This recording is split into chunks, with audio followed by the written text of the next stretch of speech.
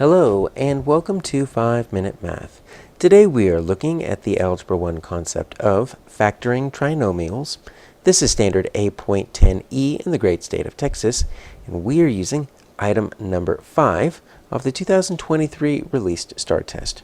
If you haven't done so already, please go ahead and take a moment to pause the video, work this problem out on your own, unpause it, and we will look at our answers together.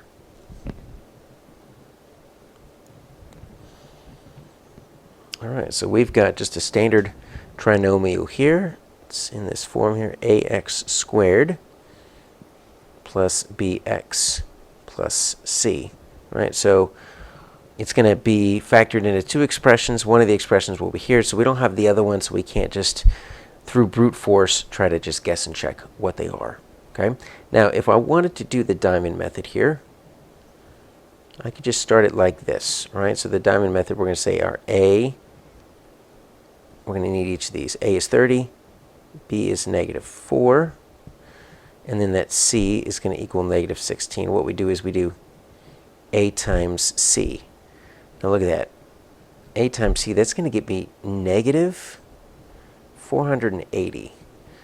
And then my B is going to be a -4.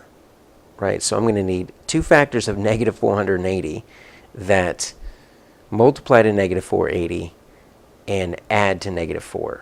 Okay, so before we do that, let's back up and see if we can factor out something, because I'm not really into the factors of 480. And if we look closely, we can look to see, you know what, we can't get a 4 out of each of these, but they're all even. Okay, so we can factor out a 2. And we can say that's going to be 2 times 15x minus 2x minus 8. All right, so let's deal with that. That's going to be a lot easier. So I just factored out a 2. Now my a is going to be 15. My b is going to be -2. And my c is going to be -8. That is going to be a little bit more approachable. So if you're seeing something and you're like, that's a little bit too big, look to see if you can factor something out. So what is a times c? Well, that's going to be -120, which is a lot better than my -480. My b term here is going to be -2. So I'm looking for two factors of -120 that multiply to -120 but add to -2. All right, so let's see what we've got here. So 120. Right, so I'm going to need my factors to be fairly close. 1 and 120, nope.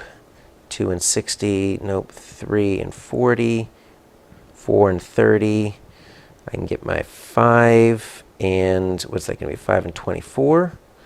6 and 20 is getting a little bit closer. 8 and 15 is how we got there. Oh, there we go. Right at the very end. Look at that. 10 and 12. All right, so I can get my 10 and 12. Since I need it to be a -2, I'm going to make that a -12 and a +10. Because if I add those two, I'm going to get -2. Right, that'll give me my b, and if I multiply them, I'm going to get my -120.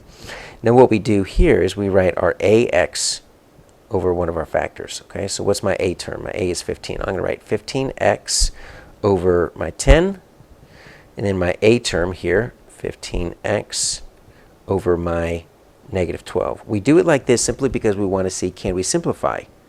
Yes, we can simplify here. Right, if we want to divide both top and bottom here, let's divide it by 5s. Right, if we divide both top and bottom by 5, what are we going to get here? We are going to get 3x over 2. Okay, and we can't get a 5 out of each of those when we get a 3 into each of those. So that's going to leave us with 5x over -4.